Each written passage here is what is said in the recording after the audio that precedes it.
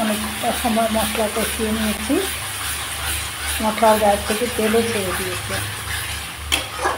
দিয়ে দিচ্ছি এই পরিমাণ জল, খুব একটা পাতলা ঝোল করব না, এই বাটি দিয়ে এক বাটির একটু কম জল দিয়ে দিলাম।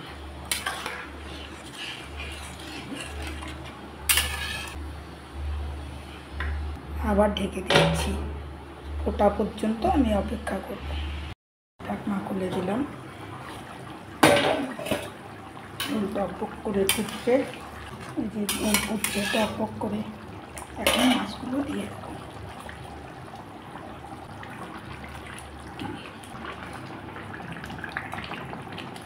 উপর দিয়ে ধনে পাতা কুচি ছড়িয়ে দিচ্ছি। 1 মিনিটের মতো আমি ঢেকে দিচ্ছি, গ্যাসের ফ্লেমটাকে লো করে দিলাম। ঢাকনা খুলে দিলাম, গ্যাসও বন্ধ করে দিলাম। এখন আমি নামিয়ে নিচ্ছি। রান্না করে নিলাম পাবদা মাছ দিয়ে, সরষা দিয়ে তেল ঝাল।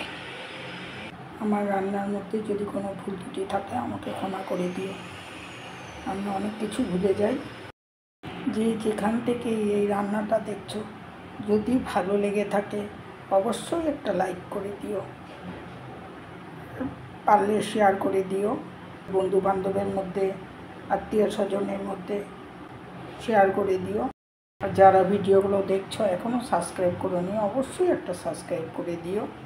আমিও তোমাদের পাশে থাকবো, অবশ্যই থাকবো। আর বেল আইকনটাকে প্রেস করে রেখো, যাতে আমার নতুন রান্নাগুলো সবার আগে তোমাদের কাছে পৌঁছায়।